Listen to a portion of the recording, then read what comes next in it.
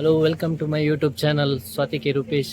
ഞാനിനി Belman junior college video start ಮಾಡ್ಕೊಂಡಲ್ಲ. ನಾನು ಎಡಮನೆ എടുത്ത് PUC ಮುಟ್ಟ ಮೂಲೆ ಕಲ್ತೀನಿ ಇಂದೇ ಕಾಲೇಜಿದು. ಇನಿ ಎಂಗಲ್ನ ಜಯಂತಿ ಟೀಚರ್ನ ರಿಟೈರ್ಮೆಂಟ್ ಒಂದು ಪ್ರೋಗ್ರಾಮ್ ಇತ್ತು ಅಂಚೆ ಬೈದೆ ಒಂದು ವಿಡಿಯೋ ಲಾಸ್ಟ್ ಮುಟ್ಟದುಲೆ ಸಬ್ಸ್ಕ್ರೈಬ್ ಮಲ್ಪಲೆ ಅಂಚೆ ವಿಡಿಯೋ ಲಾಸ್ಟ್ ಮುಟ್ಟದು ಲೈಕ್ಲ ಮಲ್ಪಲೆ ನಾನು ತುಕ ಪ್ರೋಗ್ರಾಮ್ ದಟೆ ಪೋಯಿ.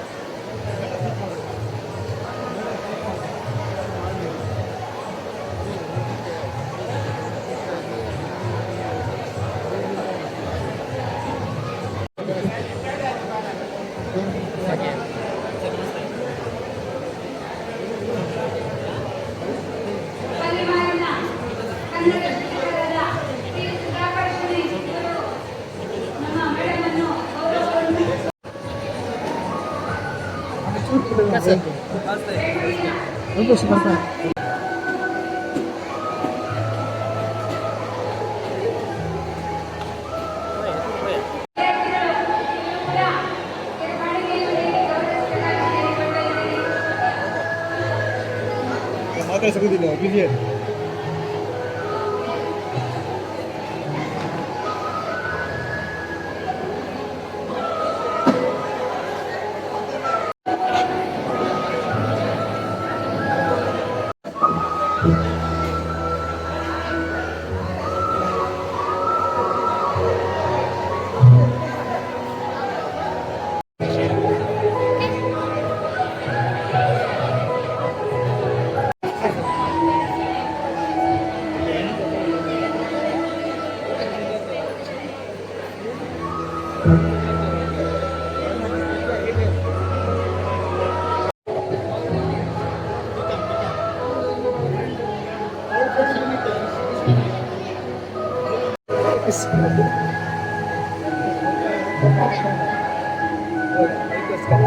ಬೆಲೆ ಆಯ್ತು.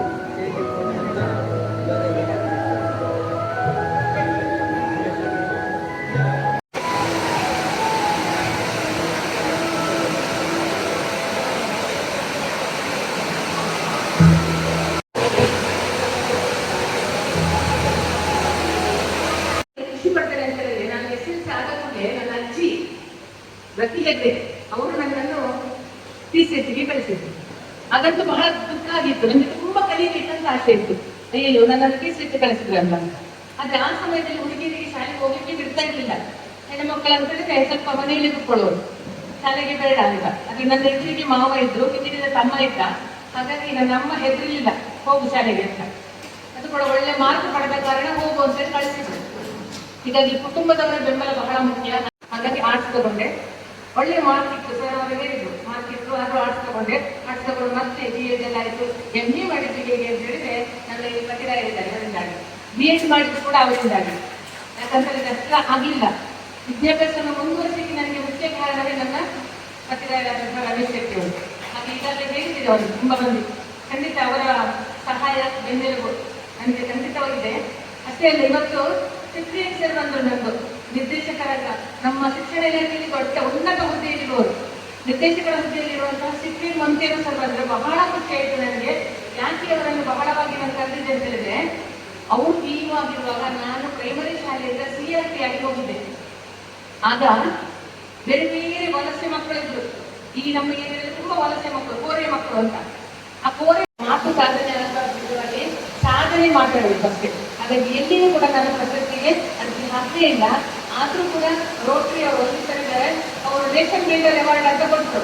ಅದು ಅರ್ಜಿ ಹಾಕದೆ ಬಂದಂತಹ ಒಂದು ಅವಾರ್ಡ್. ಅದಕ್ಕಾಗಿ ಮತ್ತೊಂದು ಒಂದಿಷ್ಟ ಬಹಳ ಖುಷಿ ಕೊಟ್ಟದ್ದು. ಇವತ್ತು ನನ್ನ ಮಡಿಕೇರಿಯ ಮಕ್ಕಳು ಬಂದದ್ದು. ನನಗೆ ಸರ್ಕಾರಿ ಉದ್ಯೋಗ 36 ವರ್ಷ 6 ತಿಂಗಳು.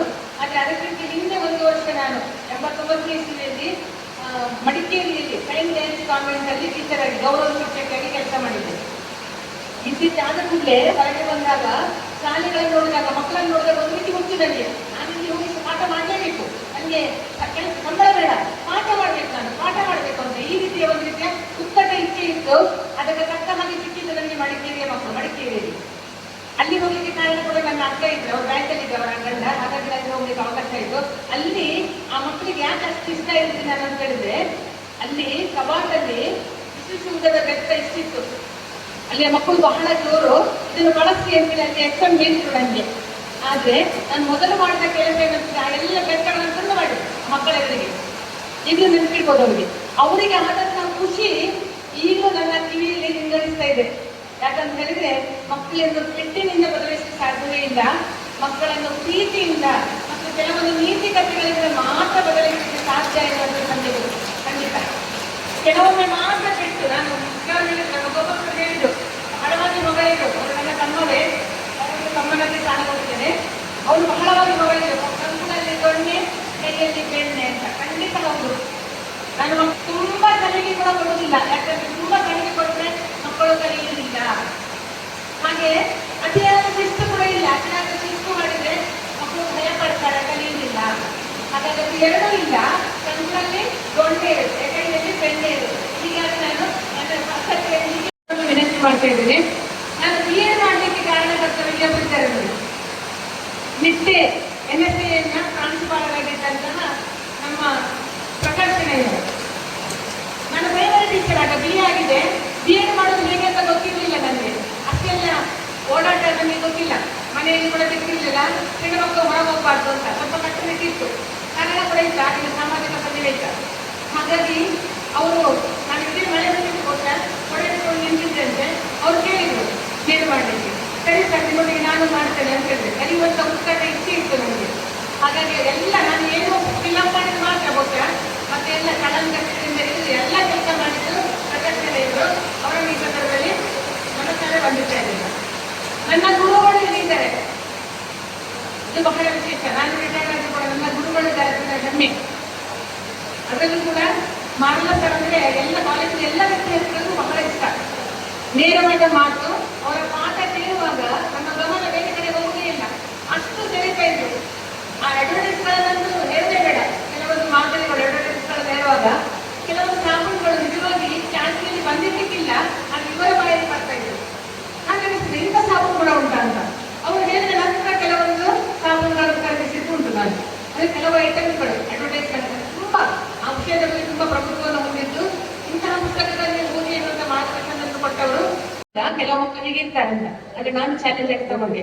ನಾನೇನ್ ಮಾಡಿ CRP ಆಗಿದ್ದಾಗ ಅವರೆಲ್ಲ ಚಲನಗಳನ್ನು ನೋಡ್ತಾ ಇದ್ದೆ. ನನ್ನ ಕೊಠಡಿಗೆ ಕರ್ಕೊಂಡು ಬರ್ತಾ ಇದ್ದೆ. ಆಟಿಕೆ ಅಂಗಡಿಗಳನ್ನು ಕೊಡ್ತಾ ಇದ್ದೆ, ಪ್ರೀತಿ ಮಾಡಿದೆ, ಎಲ್ಲ ಮಾಡಿ ಮಾಡಿ ಮಾಡಿ ನಾನು ಲೇಖನ ಬರ್ತಿದ್ದೆ ನನ್ನ ಬಗ್ಗೆ. 8 ತಿಂಗಳು ಬೇಕಾಯ್ತು ಮಾತ್ರ. ಮತ್ತೆ ಆ ಹುಡುಗಿಯನ್ನು ಮಾತಾಡಿಸಿದೆ. ಆ ಹುಡುಗಿ ಮಾತಾಡಿಸಿದ ಮಾತ್ರ ಅಲ್ಲ, ಕ್ಲಾಸಿಗೆ ಕರ್ಕೊಂಡೋದೆ. 3 ಕೊಡಲಿನ ಒಂದು ಪಾಠ ಇತ್ತು 3ನೇ ಕ್ಲಾಸಿಗೆ. ಆ ಪಾಠವನ್ನು ಓದು ಹೇಳಿದೆ, ಓದಿದ್ದು ಮತ್ತೆ ಸಕ್ಸಸ್ ಯಾಕೆ ಆಯ್ತು ಅಂತ ಹೇಳಿದ್ರೆ ಅಷ್ಟು ಶ್ರಮ ಪಟ್ಟಿದ್ದೇನೆ. ಅದಕ್ಕೆ ನಾನು ಯಾವಾಗ ಹೇಳ್ತೇನೆ, ವೈದ್ಯರಾಗಿ ಕೆಲಸ ಮಾಡಿದ್ದೇನೆ, ನಾನು ಒಂದು ಡಾಕ್ಟರ್ ಆಗಿ ಕೆಲಸ ಮಾಡಿದ್ದೇನೆ. ನಾನು ಟೀಚರ್ ಇರ್ಬೋದು, ಆದ್ರೆ ಡಾಕ್ಟರ್ ಆಗಿ ಕೆಲಸ ಮಾಡಿದ್ದೇನೆ ಅನ್ನೋ ತೃಪ್ತಿ ನನಗಿದೆ. ಹೀಗೆ ಇಷ್ಟು ಮಾತ್ರ. ಎಲ್ಲರಿಗೂ ಕೂಡ ಶಾಲೆಯಲ್ಲಿ ಮಕ್ಕಳು, ಹುಷಾರಿದ ಮಕ್ಕಳ ಹೆಸರು ನೆನಪಿರ್ತಾರೆ. ಆದ್ರೆ ನನಗೆ ಕಲಿಕೆಯಲ್ಲಿ ಯಾರು ಹಿಂದೆ ಇರ್ತಾರೆ ನೋಡಿ, ಯಾರು ಅಂಗವಿಕಲ ಇರ್ತಾರೆ ನೋಡಿ, ಅವರ ಹೆಸರು ನೆನಪಿರೋದು ಜಾಸ್ತಿ. ಜಯಶ್ರೀ ಮೇಡಮ್ ಇದ್ದಾರೆ, ಗೊತ್ತವರಿಗೆ. ನಮ್ಮ ಮೆಂಟಲ್ ಸ್ವಲ್ಪ ಬೆಂಗಳೂರಿಂದ ಬಂದಿದ್ದಾರೆ, ಬಹಳ ದೂರದಿಂದ. ನನ್ನ ಪ್ರೀತಿಯ ಶಿಕ್ಷಕರು ಪರಿಮಾರಲ್ಲಿರುವಾಗ ಒಟ್ಟಿಗಿದ್ದೆವು.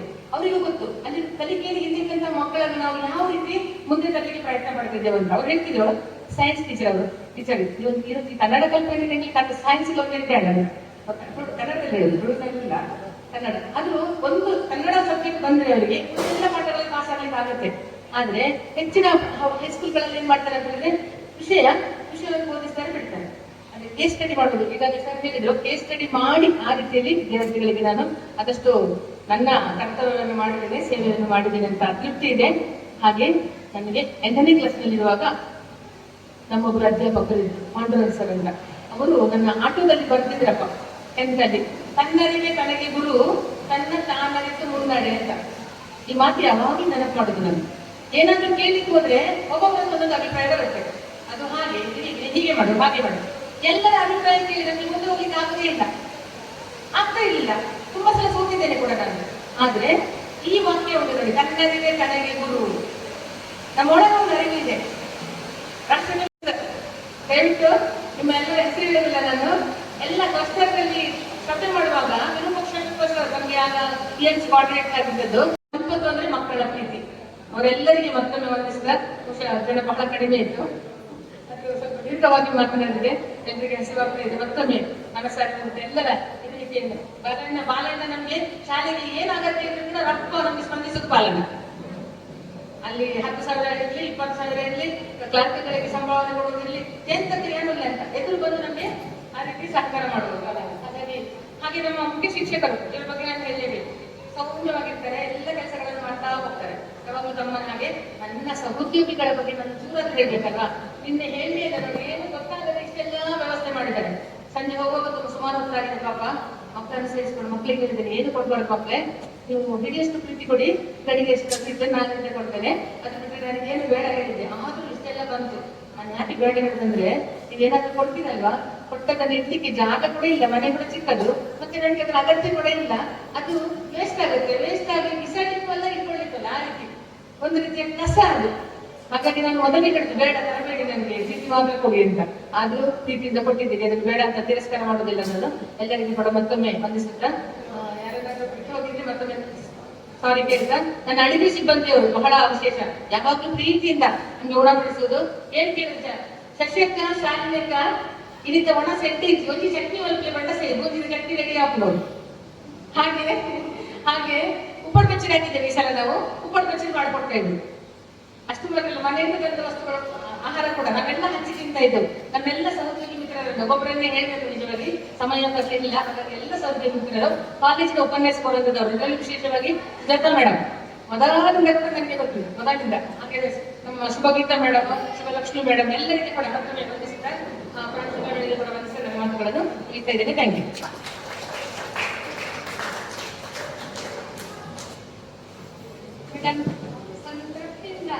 ವೃತ್ತಿಯಿಂದ ನೀವು ವೃತ್ತಿ ಹೊಂದಿರುತ್ತೀರಿ. ವೃತ್ತಿಯಿಂದಲ್ಲ, ತಾಯಿಯ ಹೃದಯದ ಕರುಣಾಮೂರ್ತಿ ಸಾಕ್ಷಾತ್ ವಿಜಯ ದೇವತೆ ಮ್ಯಾನ್ ಅಂತ ಹೇಳ್ತಾರೆ ಆ ಗುರು. ನನಗೆ ಒಂದು ರೀತಿಯಲ್ಲಿ ಅವರು ಗುರುವೇ.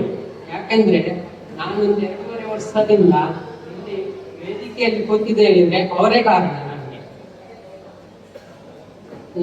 ನಾನು ಫಸ್ಟ್ ನನ್ನ ಮಗನನ್ನು 8ನೇ ಕ್ಲಾಸ್ ಸೇರಿಸುವಾಗ ನನಗೆ ಇಲ್ಲಿ ಫಸ್ಟ್ ಪ್ಯಾರೆಂಟ್ಸ್ ಮೀಟಿಂಗ್ ಕರೆದಿದ್ದೆ ಎಲ್ಲರನ್ನು. ಎಂಕಲ್ನ ಓಲ್ಡ್ ಎಡಮನೆ ಹಿಡಿದ PUC ಮಟ್ಟ ಮೂಲೆ ಕಲಿಸಿದ್ದೆ.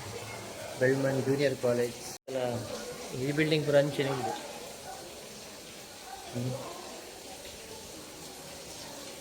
ಈ ಸೈಡ್ ಫುಲ್ಲು ಚೇಂಜ್ ಮಾಡಿದೆ. ಹೊಸ ಬಿಲ್ಡಿಂಗ್ ಆಗ್ತಾನೆ ಒಂದು ಪೂರ PUC ಕಾಮರ್ಸ್ ಅಷ್ಟು ಕಾಮರ್ಸ್ ತೋಲಿ ಒಂದು PUC ಆದಿತ್ತು ಕಾಮರ್ಸ್ ಇತ್ತೆ ಲೆಕ್ಚರ್ನ ಅಂತ ಒಂದು ನೆನಪಾಪಣ ಒಂಜೊಂಜಿ ನಮ್ಮ ಓಲ್ಡ್ ಸ್ಟೂಡೆಂಟ್ ಎಲ್ಲ ತೋನಿತ್ತಂದ ಕಮೆಂಟ್ ಮಲ್ಪಲೆ ನೆಟ ಎಂಟ್ರಿ ಯಾವ್ದಿತ್ತೀನಿ ಸರ್ ನಮ್ಮ ನೆಟ ಎಂಟ್ರಿ ಯಾವ್ದಿತ್ತೀನಿ ಒಂದು ಓಪನ್ ಇತ್ತು ಅದೇ ಒಂದು ಮೇಯ್ನ್ ನಮಗೆ ಡೋರ್ ಆದಿತ್ತು ಈ ಸೈಡ್ ಆರ್ಸ್ ಇತ್ತು ಹಾಂ ಪೂರ ಒಂದು ಬಿಲ್ಡಿಂಗ್ ಇದೆ ಹಾಂ ಒಂದು ಎಂಟ್ರಿ ಇತ್ತೀನಿ ಅವಲಿತ್ತೀನಿ ಒಂದು PUC ಕಾಮರ್ಸ್ ಒಂದು ಎಂಟ್ರಿ ಇತ್ತೀನಿ ಒಂದು ಚೇಂಜಸ್ ಆಗ್ತಂತ ಒಂದು ಹೊಸ ಬಿಲ್ಡಿಂಗ್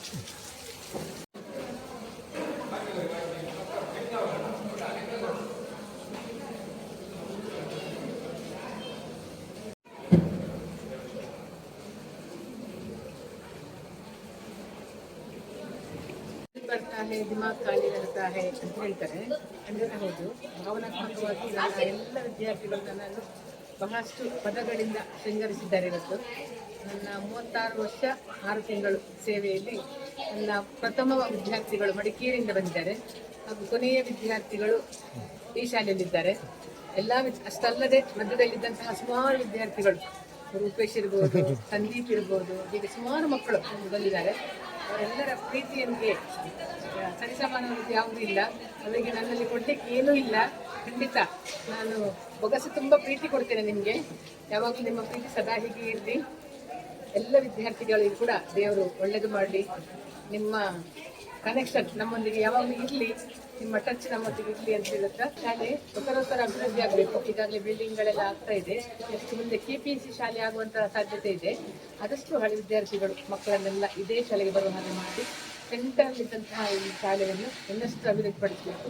ನಿಮ್ಮೆಲ್ಲರ ಸಹಕಾರ ಈ ಶಾಲೆಗೆ ಇರಲಿ ಅಂತ ಹೇಳುತ್ತಾ ಎಲ್ಲರಿಗೆ ಮನಸಾರಿ ವಂದಿಸ್ತಾ ಇದ್ದೇನೆ. Thank you. ಇವತ್ತು ಜಯಂತ ಮಹಾರಾಜರು ತಿರುಪತಿಗೆ ಸಮಾರಂಭ ಇತ್ತು. ಅವರು ನಮಗೆ ಸಮಾಜ ಮಾರ್ಗದೊಂದಿಗೆ ಜೀವನದ ಮೌಲ್ಯಗಳನ್ನು ಹೇಳಿಕೊಡುತ್ತಾರೆ. ಅವರ ಜೀವನ ಸುಖವಾಗಿರಲಿ.